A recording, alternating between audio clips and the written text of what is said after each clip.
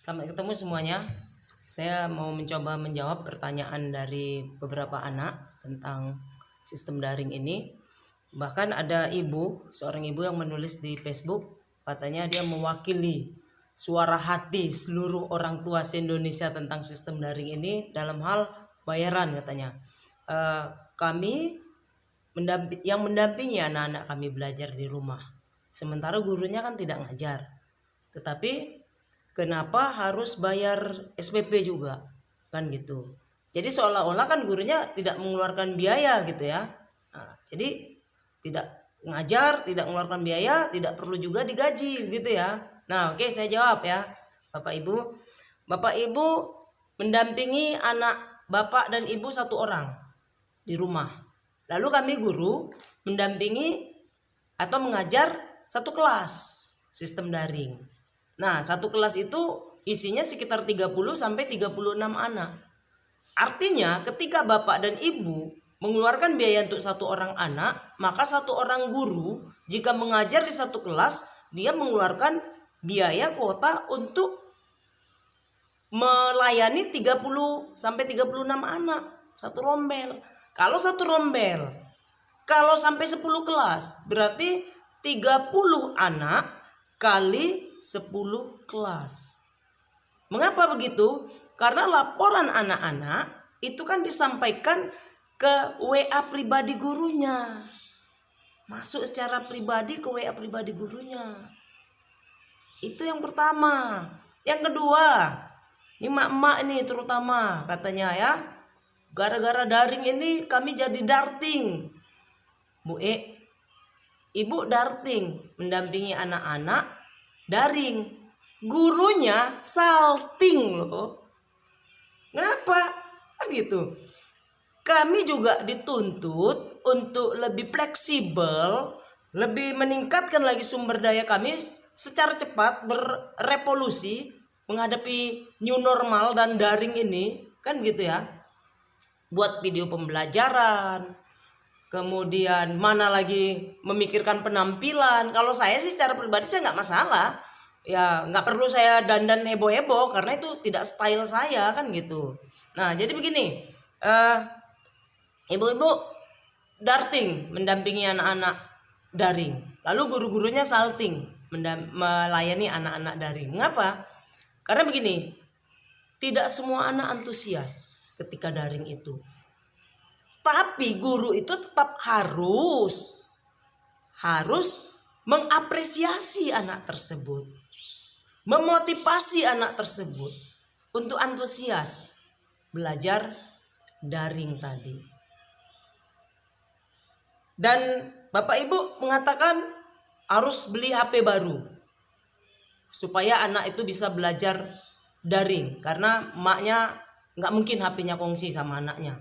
Sama kami juga harus beli HP tambahan loh.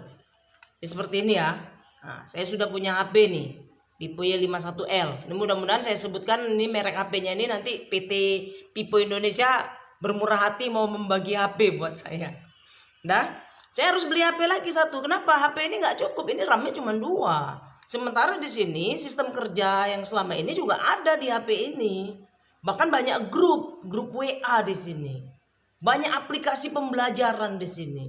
Nah, khusus daring saya beli lagi satu HP.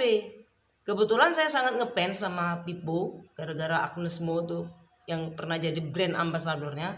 Ini HP-nya yang saya gunakan untuk merekam ini. Nah, merekam gambar nih. Nah, RAM-nya lebih banyak gitu kan. Nah, jadi gini, ketika kita bekerja sangat semangat, sangat antusias ya. Jadi waktu itu rencananya saya kan mau beli belacan gitu ya, sama jengkol muda untuk lalapan biar nambah selera makan. Nah, saya baru 5 langkah nih keluar dari rumah. Tuhan dengan sangat bermurah hati memberikan HP turun dari surga. Kalah Kobo Junior dijatuhkan bidadari dari surga, Tuhan memberi saya HP dari surga. Nggak mungkin kan? Memang nggak mungkin. Artinya kan kami harus menyisihkan penghasilan kami untuk beli HP tambahan tadi. Kan begitu.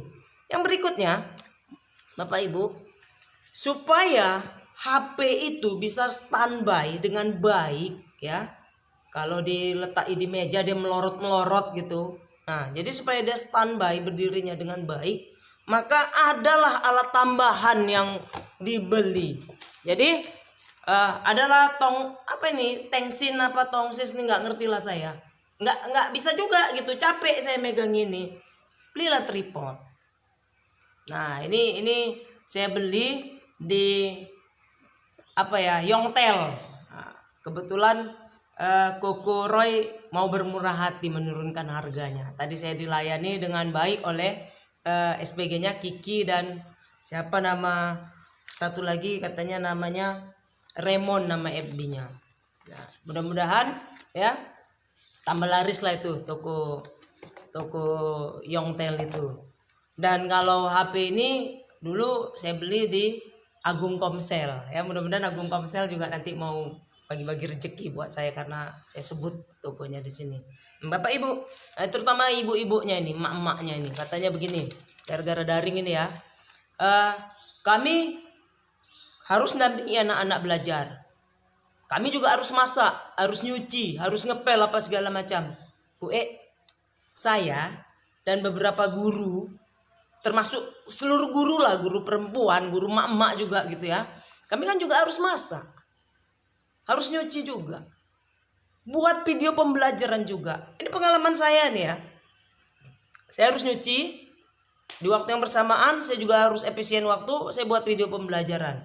Jadi pakaian kotor tuh dimasukkan ke mesin cuci, diputar-putar di mesin cuci itu, lupa saya durasinya, udah berapa kali pun diputar, tegulung-gulung lah pakaian di situ, ngolor-molor lah sampai tali BH saya ini. Tak terbeli lagi BH baru gara-gara daring ini, habis uang untuk beli kuota internet. Jadi curhat kan di sini. Tapi udahlah, itu tak usah dihituin. Nah, jadi Bapak Ibu, jujur sebenarnya ya, saya secara pribadi lebih suka saya mengajar di kelas live, ketemu tatap muka langsung dengan siswa-siswa anak didik itu. Karena apa?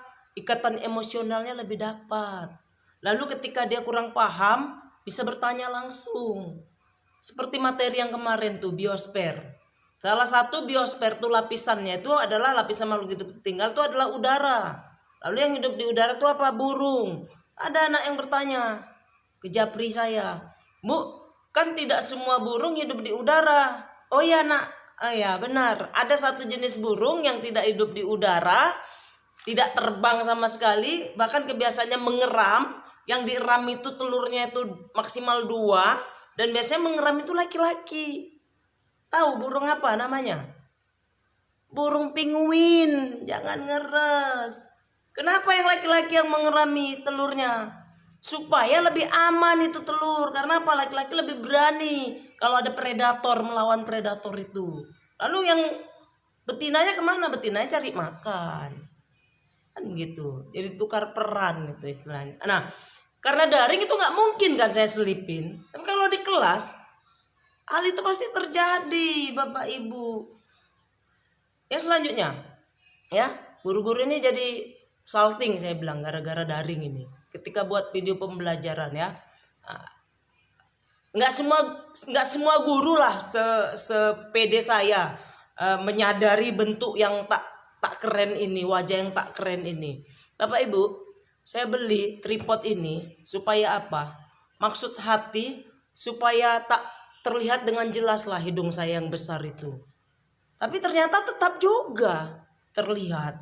Istilahnya supaya tak terlihat dengan jelas lah uban saya nih. Terlihat juga, tapi ya sudahlah. Itu derita saya ya. Lagi buat apalah ditutup-tutupi, buat apalah dipungkiri, memang beginilah bentuknya, ya kan? Nah, kemudian Bapak Ibu, maunya gara-gara daring ini tak usahlah kita menyalahkan siapa-siapa, ya kan? Kita berdoa sajalah supaya ahli virus, ahli vaksin bisalah bekerja semaksimal mungkin sehingga virus corona ini bisalah teratasi. Virus corona ini nggak mungkin musnah juga dari muka bumi, katanya kan gitu ya. Saya juga bukan ahli virus, tapi bisalah kita hidup berdampingan dan kita pun tidak kalah oleh virus corona ini. Dan ini satu lagi ya Bapak Ibu, untuk meningkatkan sumber daya kami sebagai guru dengan sistem pembelajaran daring ini, kami masih juga harus mengikuti seminar. Dan seminarnya itu juga harus secara daring, webinar istilahnya. Ya, kami ikuti secara daring, pakai HP, aplikasi Zoom, bahkan ditambah lagi dengan laptop. Karena apa? Mengantisipasi kalau HP itu baterainya lowbat, ya. Terus supaya volume suara itu bisa terdengar dengan jelas, kita pakai earphone. Nah, 3 jam itu kita daringnya webinarnya Bu ya. 3 jam kita pakai earphone, volumenya full. Nah, selesai seminar dapatlah kita bonus. Ada yang mengalir keluar. Itulah Bu. Itu kan juga derita kami. Sebetulnya itu nggak perlu diungkapkan, kan begitu. Lalu bukti kami mengikuti seminar itu dengan sangat antusias, ya. Dapatlah sertifikatnya nih Bu. Ini nggak bohong nih ya, nah, kan gitu. Jadi saya tidak mau menyalahkan siapa-siapa. Mudah-mudahan apa yang saya sampaikan ini bisalah menjawab ya keluhan ibu-ibu yang kenapa kami harus bayar full gitu ya. Begitu sajalah, mudah-mudahan terwakililah semua ya. Nah satu lagi, ini kalau sampai ya kami gara-gara daring ini para guru buat video pembelajaran terus akhirnya jadi YouTuber. Yang saya khawatirkan nih, nanti guru-guru itu nggak mau lagi ngajar di depan kelas, bagus jadi YouTuber. Minta dukungan like dan subscribe, loh bayarannya luar biasa tuh. Contoh Atta Halilintar dibayar miliaran kan gitu. Nah, lalu kalau ngajar di kelas dibayar cuman berapa rupiah? Nah, ini coba kita pikirkan. Pernah nggak terpikirkan bapak dan ibu di rumah? Kan begitu. Oke. Jadi mungkin secara pribadi saya bukan guru yang pantas diteladani, bukan guru yang layak untuk digugu atau ditiru. Setidaknya saya berusaha untuk menjadi guru yang mampu membangkitkan semangat belajar anak-anak. Jadi begitu saja ya. Mudah-mudahan kita semua dalam keadaan sehat. Virus corona ini bisa teratasi. Dan daring yang membuat emak-emak jadi darting, daring yang membuat para guru jadi salting ini juga segera berlalu. Sampai ketemu lagi. Terima kasih.